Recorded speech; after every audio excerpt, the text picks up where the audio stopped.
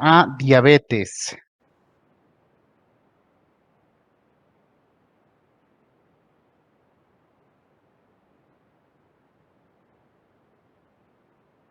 No, no hay dudas, no hay preguntas. Ok, bueno. ¿Qué es lo que pasa entonces en la diabetes? Ya nos explicaron sus compañeros. Básicamente es... yo creo que lo voy a dejar así para poder que lo podamos ver. Así lo hacemos así. Ta, ta, ta, ta, ta, ta. Chat. Voy a poner el del chat aquí abajito. Ok.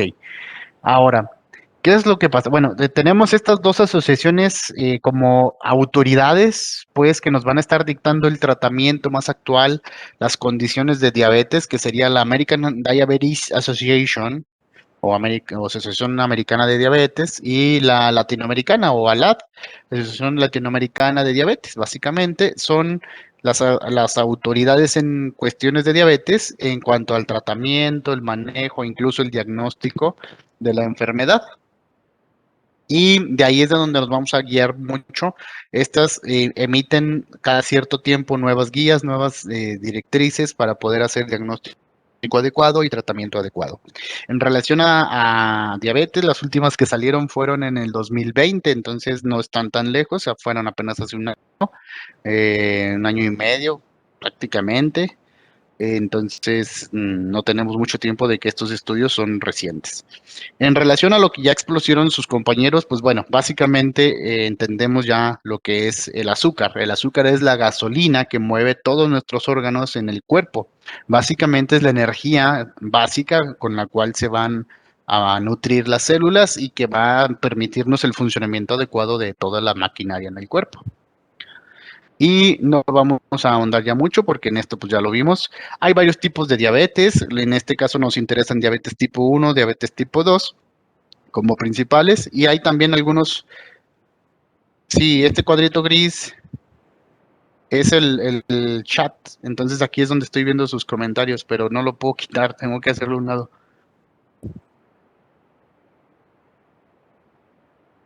Ahí mero. Ahí mero, ¿verdad? Para que no se ve. Lo voy a estar tratando de mover para que no se, ¿cómo se llama? Para que no interrumpa.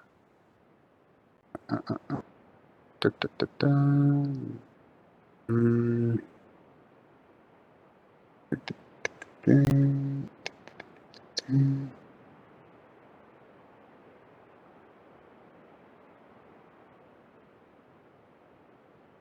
Bueno, ahí seguimos, ok. Como bien dijeron sus compañeros, tenemos diabetes tipo 1, básicamente donde los pacientes desde una edad muy temprana, a los 5 años, 10 años, los pacientes ya van a empezar a presentar síntomas debido a la pérdida del funcionamiento de las células beta del páncreas. ¿Qué es lo que pasa? Por cuestiones, por ejemplo, de autoinmunidad, pacientes que tienen herencia genética o infecciones, pueden generar que las células beta se mueran y entonces desde una edad muy temprana van a presentar los síntomas. Aquí, como la célula beta es la que falta, la que está fallando, directamente el tratamiento es sustituir la falla de estas con insulina, ¿verdad? Básicamente, en la diabetes, el diagnóstico, como bien dijeron sus compañeros, ya vimos los criterios, no los vamos a repetir.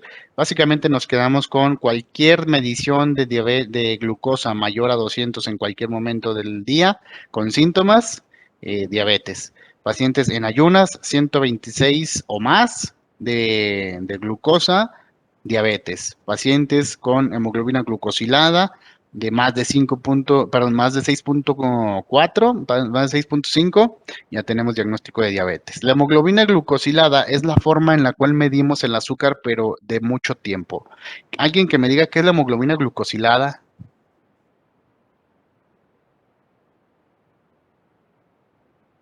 de los que expusieron, no, o sea, de los demás.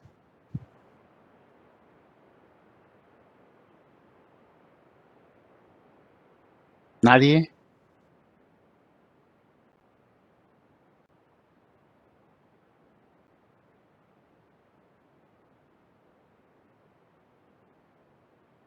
No, nadie. Es un examen de sangre en el que se mide la cantidad de glucosa en la sangre, ¿no?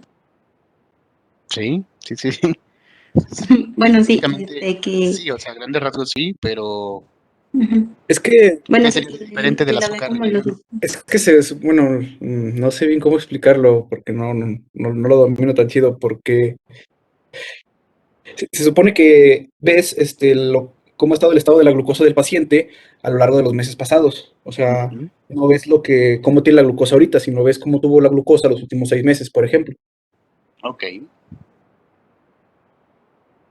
muy bien.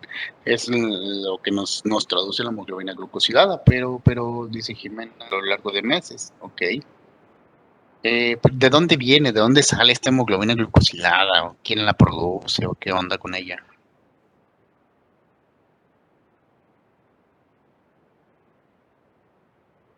La manda Diosito y ya dijo, órale, ahí está.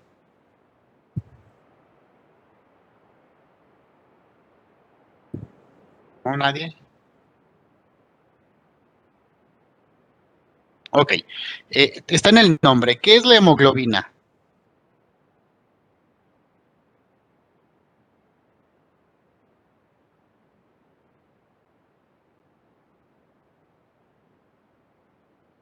Es una proteína de la sangre. Muy bien. ¿Dónde está?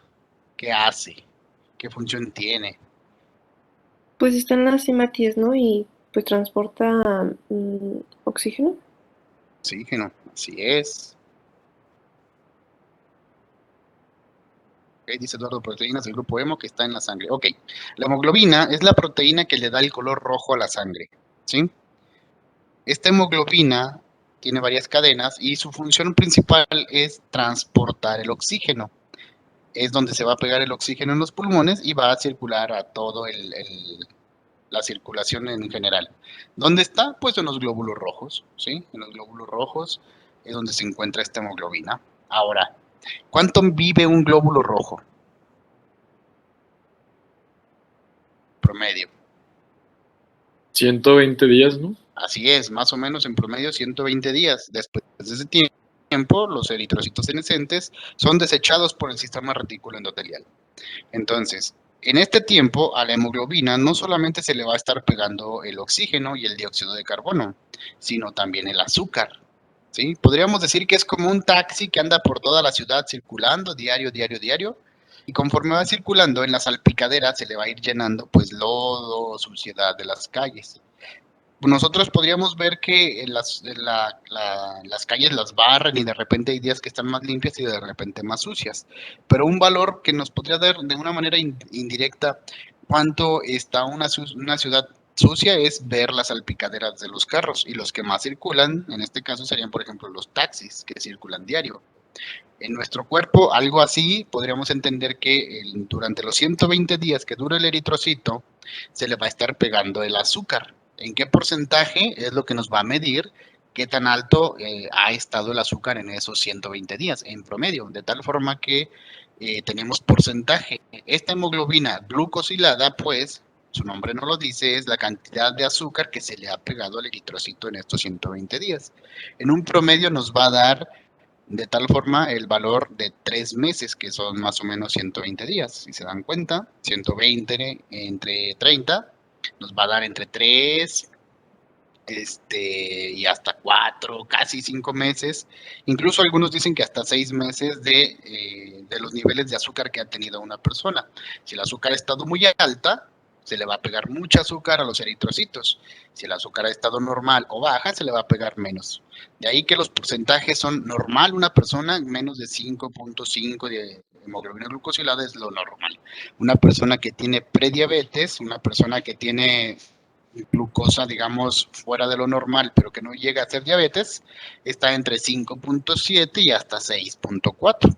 Y ya más de 6.5 estamos hablando de que esta persona se le ha pegado mucha azúcar a su eritrocito y esto nos indica que sus niveles de glucosa han estado por lo menos a 126 para arriba. Por eso es importante saber que esta hemoglobina glucosilada nos sirve no solamente para control, diagnóstico, sino incluso para el tratamiento y el pronóstico. Una persona que tiene 6.5 o más de hemoglobina glucosilada es paciente con diabetes y es necesario darle tratamiento. El tratamiento se establece y se da el seguimiento. Si la persona, sus niveles de hemoglobina glucosilada al cabo de 3 meses bajan, significa que se ha estado tomando bien su medicamento y que el tratamiento es efectivo. De ahí que tendríamos como meta, una de las preguntas que hacían hace ratito es lograr el control de la hemoglobina glucosilada a que baje por lo menos a 7%. De ahí para abajo para considerar que el paciente está controlado. ¿Sí? Ahora,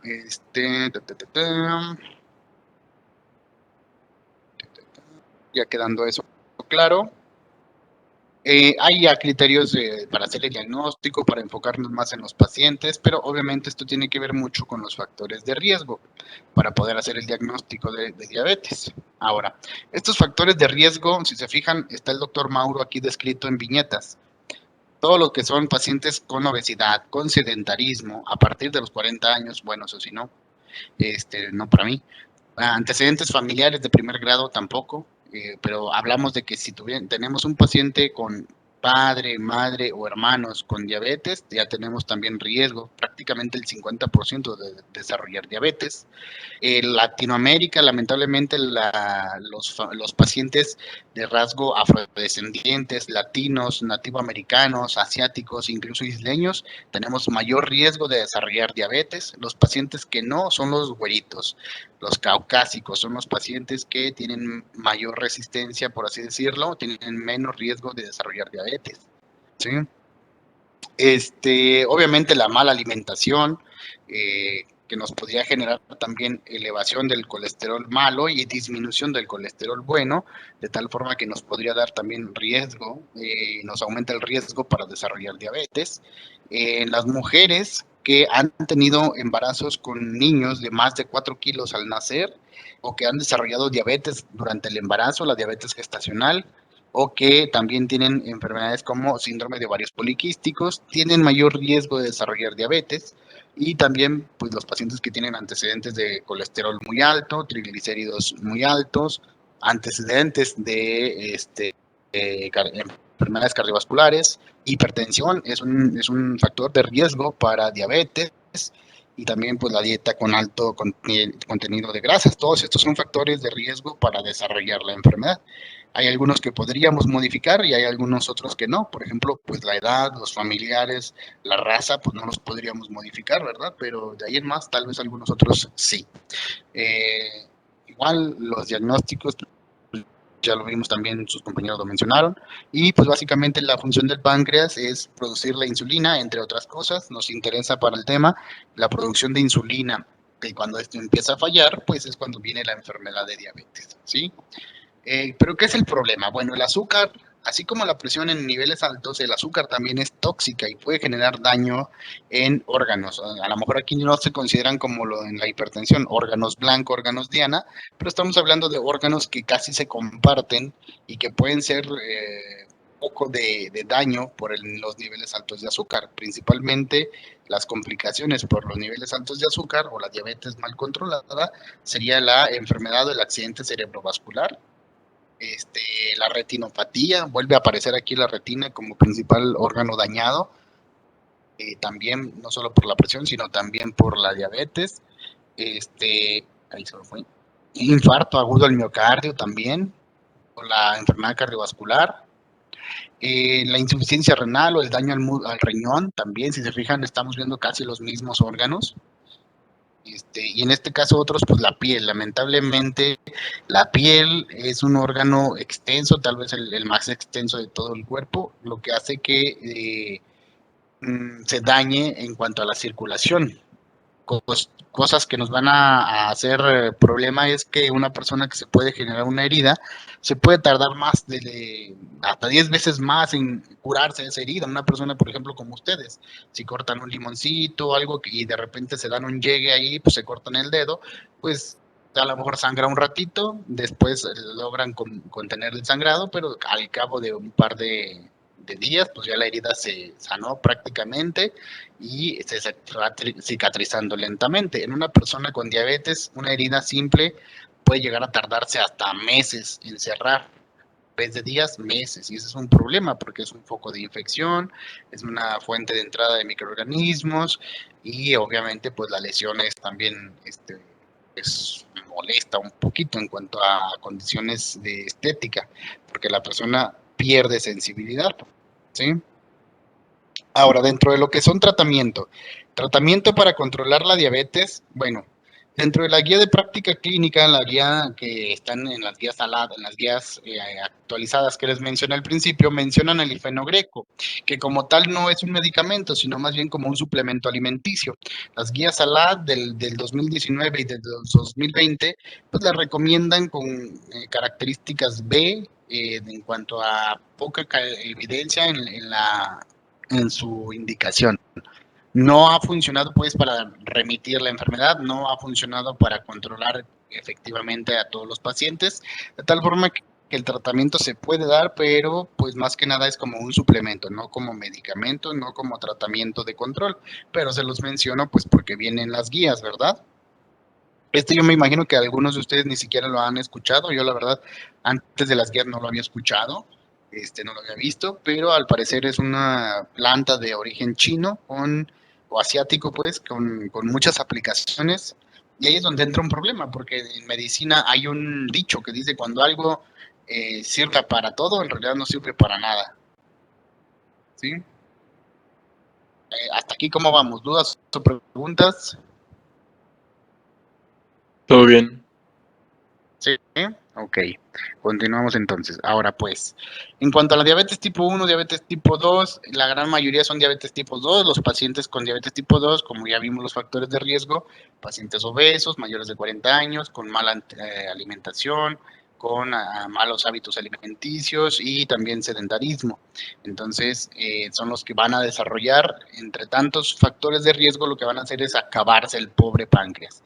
Como el doctor Mauro, si el día de mañana o como todos los días va con doña Chonita, doña Pelos a comerse 3 gorditas de chicharrón, chiquiadas, así con extra grasa y aceite, es una bomba de, de carbohidratos, lo que hace que los niveles de azúcar en la sangre del doctor Mauro suban a niveles muy, muy altos. ¿Qué es lo que hace el páncreas? Dice, la madre, pues aquí o nos morimos todos o qué hacemos. Bueno, pues vamos a tener que bajar estos niveles de azúcar tan altos. Y se forza, se exprime literalmente para producir una gran cantidad de insulina y de esta manera, pues bajar los niveles de azúcar en la circulación. Eso a la larga, pues bueno, en un principio, por así decirlo, compensa, baja los niveles de azúcar, el doctor Mauro pues le da el mal del puerco y todo, ¿verdad? Pero sus niveles de azúcar bajaron y se controlaron. Pero a la larga pues va a ser una fatiga, este páncreas va a terminar por colapsar, tanto exigirse va a terminar por fallar, o incluso los mismos receptores de insulina que se encuentran en el músculo, en el hígado, en todas las células en general, van a dejar de hacerle caso, como a ustedes que de repente su mamá les está diciendo, levanta la ropa, tiende la cama, ve por las tortillas, cosas así que de repente nos dice diario, diario, diario, de repente ya al principio le hacemos caso, después sí, mamá, ahorita, y al final ya nos vale. Algo parecido pasa en los receptores. Los receptores de tantos niveles de insulina dicen, no, la neta ya estuvo bueno, total, tanta insulina, no, ni ha de ser tan gacho el pedo. Entonces, estos receptores pierden afinidad y la insulina ya no funciona. Y esto es un ciclo vicioso. Entonces el páncreas dice, ¿qué pasó? ¿Qué pedo? Estoy produciendo mucha insulina y el azúcar no baja. ¿Cuál es el problema? Pues no sé, pero total que como no está bajando, produzco más insulina, más se exprime el pobre páncreas y termina al final por colapsar. En un principio, en elevaciones transitorias de los niveles de azúcar y al final descontroles, incluso con enfermedades ya los niveles tan altos del azúcar o incluso el páncreas pues termina fallando las células beta, ¿sí? Esa es básicamente una forma burda de explicar la fisiopatología y la gran mayoría de los pacientes con diabetes tipo 2 es lo que van a presentar.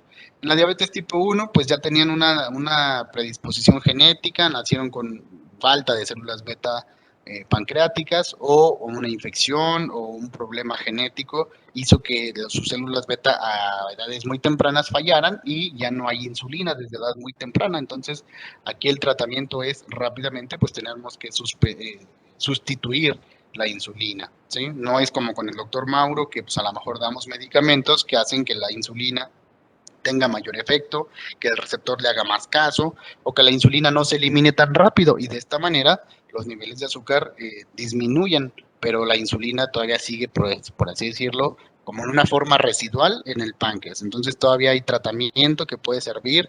Antes de directamente dar insulina, podríamos utilizar medicamentos que ayuden a que la poca insulina que está produciendo el páncreas todavía siga funcionando, ¿sí? Ahora, en tratamiento de diabetes, pues bueno, lamentablemente hay también como el factor de riesgo es la obesidad, pues muchos pacientes tienden a generar mal control de su peso y que como factor de riesgo pues también se tiene que tratar.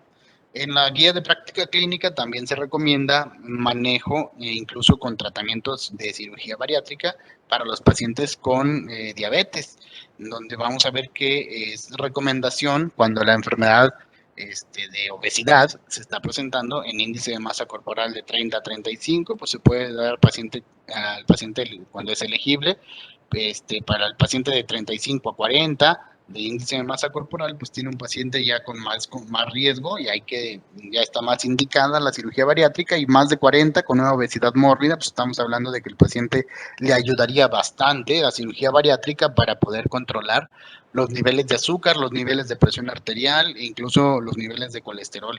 Prácticamente todo lo que es enfermedad cardiovascular se controla bastante bien al momento de bajar de peso y si la cirugía le puede ayudar es una opción, ¿sí? Las cirugías recomendadas son las cirugías en Y de Rhodes, perdón, que es la más recomendable y se utiliza preferentemente para pacientes con enfermedad, con obesidad mayor a 35, índice de masa corporal mayor a 35, es cuando se recomienda, ¿sí?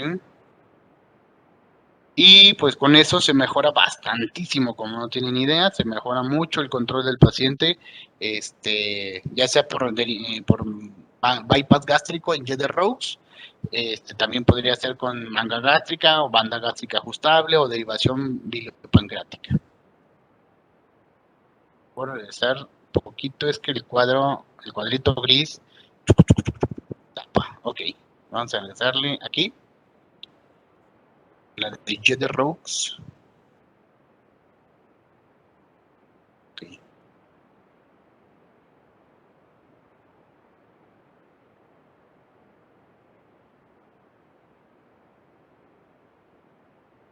Ok, continuamos.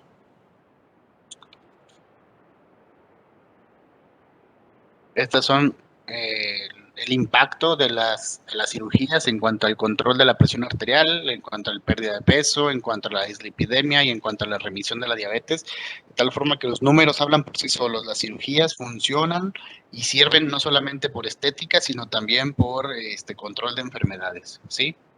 Ahora, hay medicamentos que nos ayudan a controlar el azúcar. Encontramos, por ejemplo, ahí el tratamiento de liraglutida como medicamento para control de la obesidad específicamente. Pues se los menciono, no se los voy a preguntar a profundidad, ya que es un medicamento que en nuestro medio está no tan distribuido. Liraglutida es un medicamento de los nuevos anticuerpos monoclonales que ayudan mucho a controlar el peso y obviamente a controlar los niveles de glucosa, pero pues es caro y hay que aplicarlo inyectado y el paciente pues no siempre tiene la opción de conseguirlo, entonces se los menciono porque vienen en las guías, pero realmente no es tan aplicable, ¿sí? ¿Qué podemos utilizar para bajar de peso? Pues la antigüita, ejercicio, dieta saludable y medicamentos que nos puedan ayudar a bajar de peso. Bueno, ¿cómo podemos bajar de peso? El Orlistat es un medicamento que hay en nuestro medio, obviamente no lo tiene ni el seguro ni el ISSSTE, pero lo venden de libre venta y es un medicamento que directamente su efecto es encapsular la grasa. No sé si ustedes lo han tomado, lo han escuchado, lo han visto. No. ¿No? Bueno, el Redustat o el Orlistat es un medicamento que directamente encapsula la grasa y literalmente el doctor Mauro, por ejemplo, si se toman un Orlistat, obviamente pues va a seguir a lo mejor su mala alimentación porque pues, es el doctor Mauro, ¿qué más puede hacer? Entonces, el doctor Mauro fue el día de mañana con doña Pelos, echa sus gorditas bien chiqueadas, como no, con mucho gusto, pero cuando va al baño se va a dar cuenta de que hace literalmente caquita, un poco más de color blanquecina, y que literalmente gotas de grasa están saliendo de su ano y están cayendo en la taza de baño. Y empiezan a flotar así en la tacita, la grasita literalmente, y dice, no manches, Doña Pelos me estaba envenenando, mira nomás cuánta grasa está saliendo. Y más o menos, al mismo tiempo de repente dices que bueno, esa grasa ya no la estoy consumiendo, ya no se me está quedando, la estoy expulsando, qué bueno. El problema es que sus efectos adversos no lo hacen tan útil. Bueno, sí es muy útil, pero no lo hacen tan tolerable. El paciente que toma Orlistat o Redustat es un medicamento que puede generarle dolor abdominal, dispepsia, flatulencia, distensión, cólicos, molestias intestinales e incluso muchos pedos. O sea, el doctor Mauro de esos no le echa muchos pedos. El problema es que estos pedos ya no nomás van a salir la flatulencia como puro gas, sino al mismo tiempo vienen premiados con gotas de grasa. Entonces van a tener de repente pérdidas de incontinencia un poquito fecales, que de repente anden manchando el calzoncito, y los pacientes a veces por eso no lo quieren, porque dicen, no, es que me da cólicos, me da dolor, me distiende, me da colitis, y hago del baño, pero de repente tengo accidentes y se me vienen mucha grasa de repente con las evacuaciones o se me quedan manchados los calzones. No, doctor, cámbiame el medicamento porque ese no me está funcionando. Es muy bueno, está indicado de acuerdo a la guía de práctica clínica, pero con cuidado porque los pacientes no siempre lo van a estar tolerando, ¿sí? Pero en sí es bueno el medicamento, literalmente ayuda a bajar de peso encapsulando la grasa. El Orlistat se recomienda 120 miligramos 3 veces al día, y otros medicamentos como la lorcacerina o la fentermina pueden utilizarse. ¿Qué son estos medicamentos? Bueno, estos medicamentos ustedes los van a encontrar como medicamentos para bajar de peso. Estos medicamentos no sé si ustedes los han escuchado, los han visto, los han tomado.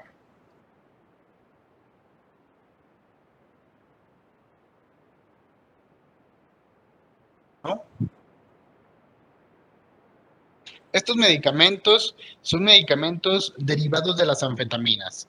Las anfetaminas, dice el primo de un amigo, que son medicamentos bien chidos que te hacen volar y acá las tortas, pero bueno, dentro de los efectos es principalmente que te quitan el hambre, activan el sistema nervioso central, directamente te despiertan, te mantiene más alerta y más activo, y unas de estas propiedades se aprovecharon de tal forma que se produjeron estos medicamentos, que son medicamentos derivados de las anfetaminas, y todos ellos tienen propiedades parecidas o similares. Lo que hacen es igual estimular el sistema nervioso central y pues directamente son anorexigénicos, te generan la sensación de saciedad o te quitan el hambre, pues.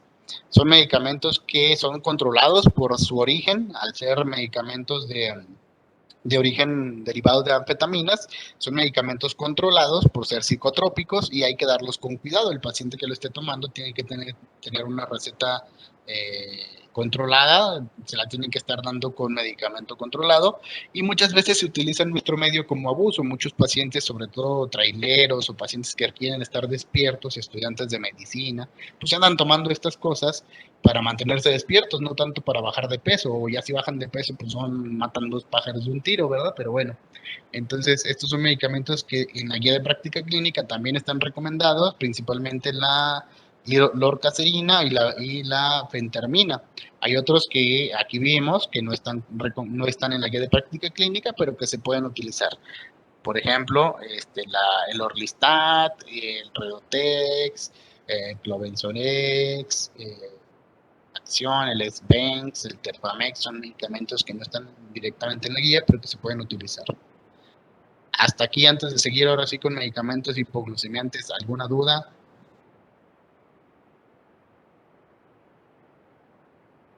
Vamos entonces. Ok.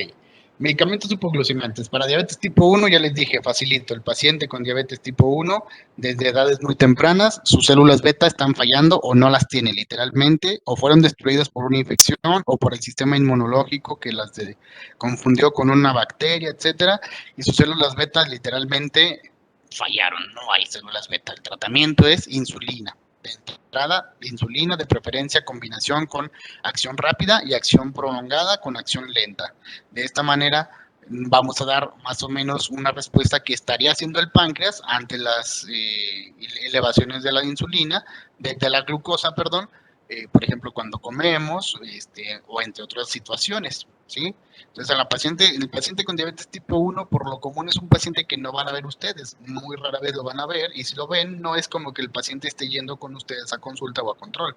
Esto es porque los pacientes requieren un control muy estricto, con dosis muy ajustadas, o incluso con bombas de infusión, que son recarísimas, entonces no es como que el médico integral o el médico general sea quien esté viendo a los pacientes con diabetes tipo 1. Pero pues se los menciono porque obviamente pues ustedes tienen que saber de diabetes tipo 1, está en el programa académico. Los requerimientos de insulina se calculan de acuerdo al peso de la persona, de tal forma que una persona que tenga X pesos, por ejemplo 70 kilos, podríamos decir, se multiplica este peso por 0.55 y de esta manera obtenemos los requerimientos de insulina que debe estarse administrando al día. Una persona como el doctor Mauro, cercano a los 90 kilos, su dosis sería, por ejemplo, de 49.5 unidades. Estas se redondean y quedan en 50 unidades. Se van a distribuir durante el día y se van a distribuir en relación a insulina de acción lenta y de acción rápida. Se recomienda distribuir la dosis calculada de la siguiente manera: 40% para las funciones basales, o sea, como de una acción lenta que se esté ejerciendo un efecto de la insulina durante todo el día, y 60% para los controles después de comer. De tal forma que cuando comemos hay de repente picos, entonces ahí vamos a utilizar el 60% de esta insulina que calculamos. Aquí podríamos dar medicamentos, un ejemplo que viene en el CATSUN, cuadro 41, específicamente el tema 41 de diabetes, en donde podríamos dar medicamentos análogos de la insulina de acción rápida en el desayuno, en el almuerzo y antes de la comida, y de esa manera calculamos las mismas unidades, agregando después insulina NPH, por ejemplo, 3, 3 y 2 unidades, de tal forma que se van a estar, dice, le regresa un segundo, sí, ¿dónde será? ¿Aquí? ¿O más para atrás? Está más para atrás.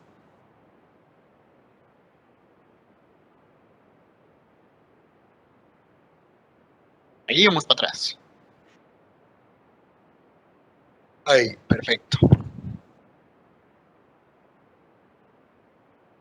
Y como les comentaba, 40% para funciones basales y 60% para los controles después de las comidas.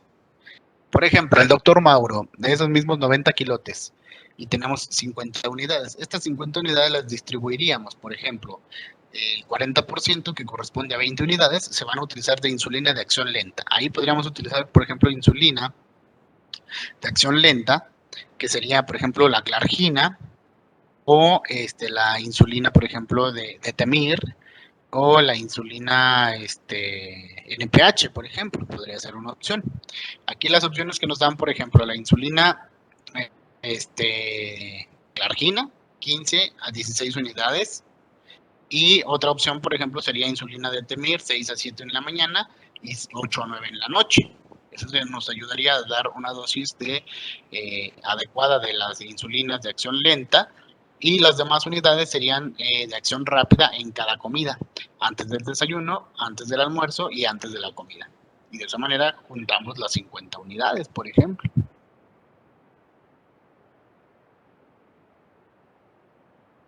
Aquí nada más un recuerdo de cuáles son las insulinas, cuáles son las de acción rápida, como por ejemplo la insulina Lispro, la Aspart o aspartato y la glulicina.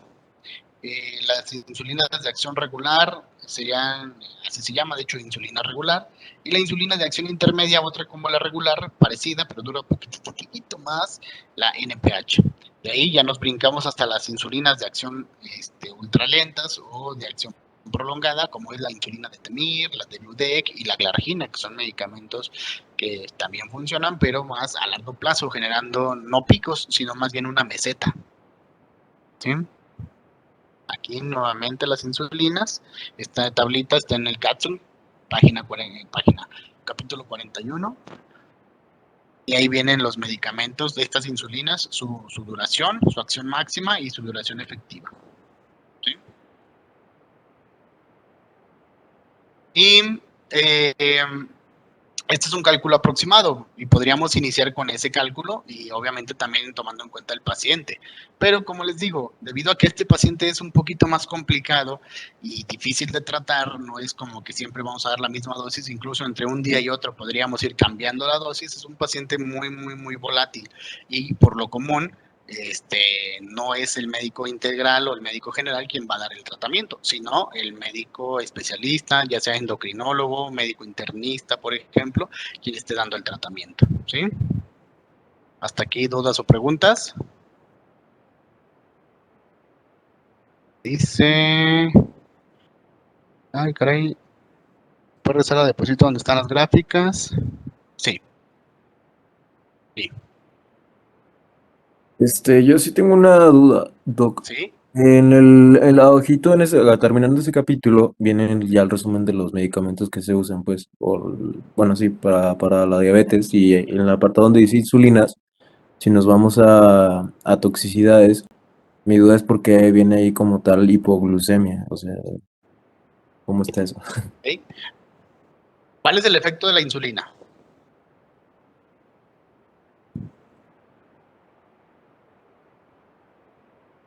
Sí, de hecho, ese es el síntoma o el efecto adverso más común o la complicación más común de la diabetes es la hipoglucemia. Puede pasar cuando el paciente se pone su insulina, pero luego no desayuna, o no come, o come menos, o se malpasa, o se pone dosis de más, y eso puede generar que el azúcar se baje mucho. Entonces, hipoglucemia es el síntoma más común de la diabetes en cuanto a complicaciones porque el tratamiento puede generar que el azúcar se le baje de más. Y es lo más común. Todos los pacientes con diabetes en algún momento por lo menos han tenido hipoglucemias. A lo mejor no han tenido infartos, no han tenido retinopatía, no han tenido estado hiperosmolar hiperglucémico, no han tenido cetoacidosis y tienen el riesgo, claro, pero lo que sí, casi que te aseguro que todos los pacientes con diabetes en algún momento podrían tener hipoglucemia. De hecho, es lo más seguro que a todos les haya dado una hipoglucemia, es lo más común. Y obviamente la insulina lo que va a hacer es abrir, la insulina es como la llave, llega, abre la puerta y el azúcar puede entrar a las células. La insulina es la vía de entrada prácticamente. Ya quedó, gracias. No, de nada. ¿Más dudas, más preguntas? Bueno, yo estaba viendo un TikTok en el que decía que a un paciente le pusieron por equivocación 600 unidades de insulina y obviamente el paciente se murió. Pero la maestra de farma el semestre pasado nos había dicho que en un hospital había pasado algo parecido y que nomás le administraron glucosa y pues se curó. Mi pregunta es, en este caso que le administraron tanta insulina, si le pones la glucosa rápido, ¿se puede recuperar o si se muere? Y hablamos de un TikTok, entonces la neta así como que tus fuentes, ¿qué onda, no? Pero sí, no, no es cierto. Para empezar, 600 unidades de insulina, Pues así decía. literalmente esas son ganas de chingar gente y matarlo, literal, porque por ejemplo, tendrías que, por fuerza, tendrías que cargar la insulina, la dosis, la jeringuita, 6 veces, porque la dosis máxima que podrías administrar con una jeringuita es 100 unidades, que son las 100 unidades que le caben a una jeringuita. Entonces, necesitarías estar muy pendejo, perdóname la palabra, o necesitarías tener muy mala fe, una agachada para cargar la jeringuita 6 veces y administrársela a un solo paciente. Esas ya son ganas de chingar, de matar al paciente. Es que, o sea, yo sé que suena como muy imposible la situación, pero le digo No, que no es la maestra nos imposible. había comentado de que en un hospital aquí en México, ella vio en su hospital qué pasó. Entonces, por No. eso, cuando vi ese TikTok dije, ah, chispas. Ajá. Ella nos comentó que con pura glucosa se curó, ¿por qué no le Sí, pusieron glucosa a este paciente? exacto. No, eso sí, sí puede pasar. De hecho, como te digo, la hipoglucemia es el síntoma más común que van a tener los pacientes con diabetes. Pero tampoco es que te le pongan 600. A lo mejor sí ha pasado, y de hecho sí ha pasado, pacientes que ellos mismos se han puesto de más, o en el mismo hospital se equivocaron y le pusieron de más. Pero te digo, ya tendrías sería extremadamente mal el manejo para darle 6 inyecciones, 6 jeringas completas. O sea, es como si tú te dijeras, metoprolol de tratamiento, tómese 3 cajas ahorita. 3 cajas. Ay, pues ya, chinga, tanta. No es como muy lógico. De hecho, sale fuera de la lógica. Pero de que puede pasar, sí puede pasar. Con dosis menos, no de 600. A lo mejor 70, a lo mejor 50, a lo mejor ya una dosis, digamos, alta, pero no al punto que el paciente, pues sea con tan altos niveles. Obviamente, cualquier hipoglucemia se tiene que manejar en urgencias. Sí o sí tienes que hospitalizar al paciente, sí o sí tienes que atenderlo en urgencias y estarle controlando los niveles de azúcar. Eso sí, y eso sí ha pasado muy frecuentemente, ya sea por iatrogenia, que alguien se equivocó, el interno le puso mal la dosis o algo, y sí puede pasar que los niveles de azúcar bajen y lo tienes que manejar. Mientras esté hospitalizado no pasa nada, lo estás checando y listo. O el paciente que llega porque se pusieron de más, pues nomás lo estás checando en urgencias y listo. Sí ha pasado. Incluso a mí me ha tocado atender pacientes así. Pero 600 es demasiado, es demasiado. Eso ya es un nivel, literalmente ponerle todo el frasco. Eso ya serían, si llega a pasar, ya sería alguien que quiere matar a alguien. Porque sí lo puedes matar. De hecho, yo había escuchado también que literalmente le puedes inyectar todo el frasco de insulina a una persona, por ejemplo, no sé, en el cuero cabelludo, y como es un piquete tan pequeño, pues lo que va a empezar a hacer es que se le va a bajar el azúcar de manera drástica y la persona no va a tener ninguna molestia, no le va a doler el pecho, no le va a faltar el aire, no va a tener fiebre o síntomas pues de que se está muriendo, pero literalmente el azúcar va a empezar a disminuir a niveles tan bajos que a partir de 30 miligramos por decilitro de glucosa, la persona puede convulsionar. Y si sigue bajando, literalmente el cerebro no tiene reservas de azúcar. Así como no tiene reservas de oxígeno, tampoco tiene reservas de azúcar. Y el cerebro, las neuronas se van a morir. Literalmente se van a morir de hambre. Y la persona se va a morir. O va a tener por lo menos daño cerebral, o se puede morir. Obviamente tendría que estar sin atención médica, porque en cuanto llega atención médica, lo primero que hacemos es checar. Un lema que se dice en urgencias es sondas y dedos por todos los agujeros. Checas al paciente desde la presión, la temperatura, la frecuencia cardíaca, el corazón, el azúcar, los niveles de hidratación, todo le checas. Entonces, también sería muy mala suerte que llegaras a urgencias y no le pudieran checar el azúcar. Que no le pudieran encontrar que el azúcar está muy baja y pues se muere, ¿verdad? Pero sí, por ahí decían, si quieres matar a alguien, le pones insulina y mientras no le pongan azúcar, el paciente se va a morir. Sí podría pasar. Sí podría, pero no lo haga, compa, no lo haga eso, no lo haga. Ah, Este, y le sí, iba a preguntar eso exactamente de la del que dice Evelyn, de por qué sucede la alergia a la insulina. Es que si viene en un apartadito en el Catsun también. alergia. Ajá. Lamentablemente, la insulina, pues, es una hormona.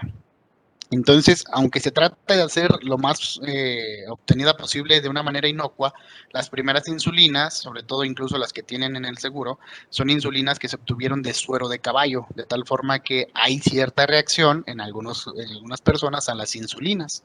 Actualmente las insulinas como la glargina, entre otras, ya son insulinas humanizadas, de tal forma que se obtuvieron de suero de personas y hay menos riesgo de generar la reacción alérgica, pero al ser una sustancia que te inyectan, siempre está el riesgo de que te genere una reacción alérgica. Es raro, pero sí puede pasar. Ya la última duda de mi parte sería, bueno, había comentado fallaba no me acuerdo en cuál era, creo que era la diabetes tipo 2, que la afinidad de los receptores a la insulina pues fallan, ¿no? Ya no cumplen como tal su función. ¿Esto Ajá. es reversible o no? Hasta cierto punto. El medicamento, por ejemplo, ya lo veremos en la siguiente clase porque ahorita ya no nos da el tiempo. La metformina, entre otros medicamentos, tratan de mejorar la afinidad por los receptores y de tal forma que no es tanto que sea reversible, sino que nos ayuda a controlar la enfermedad. En etapas muy tempranas, muy probablemente la persona sí se pueda, digamos, hasta revertir incluso, pero el riesgo siempre va a estar ahí. Y eso es un mundo muy bonito, ¿no? Un mundo que los libros nos dicen, este, donde todos somos hermanos y los pacientes hacen lo que el médico les dice, pero no. En el mundo real eso no pasa. El paciente tiende siempre a la cronicidad y a complicarse. Es muy raro el paciente que sí se controla bien y revierte la enfermedad. Es posible, pero yo la verdad, así, pacientes bien controlados son contados con las manos. No, pues ya sería todo de mi parte. Muchas gracias. Bueno, eso lo veremos en la siguiente clase. ¿Cuáles son los medicamentos que nos sirven para tratar de revertir esta enfermedad? Ya sea por mejorar la condición de la insulina, mejorar la afinidad con su receptor, disminuir la cantidad de azúcar que se está absorbiendo en el intestino, o disminuir la eliminación de la insulina, o disminuir más bien, o aumentar la secreción de insulina, o aumentar la secreción de azúcar a otros niveles para tratar de mejorar las condiciones, porque al final, como les comento, el tratamiento va enfocado a disminuir los niveles de azúcar tan altos, porque el azúcar es tóxica. Muy bien, entonces muchachones, si ya no hubo más dudas, eso lo vamos a ver en la siguiente clase, que sería diabetes, tratamiento de diabetes tipo 2, y vamos a ver las metas de tratamiento y los medicamentos que vamos a utilizar, ¿va? Mientras estudienlos, chequenlos en el libro, y mañana nos vemos con los medicamentos, ¿va?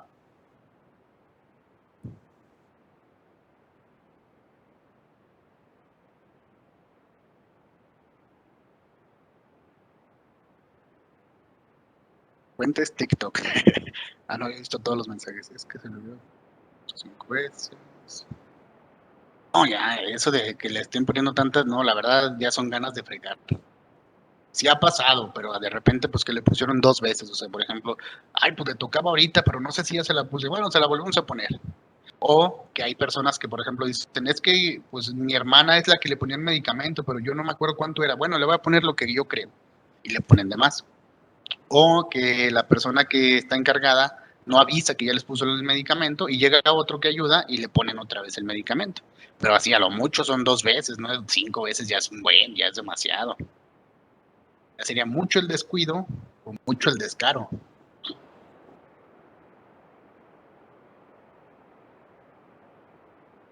Ok. Entonces, muchachones, pues si ya no hay dudas, no hay preguntas, sería todo por el día de hoy. Nos vemos el día de mañana. Mañana, tratamiento de diabetes tipo 2.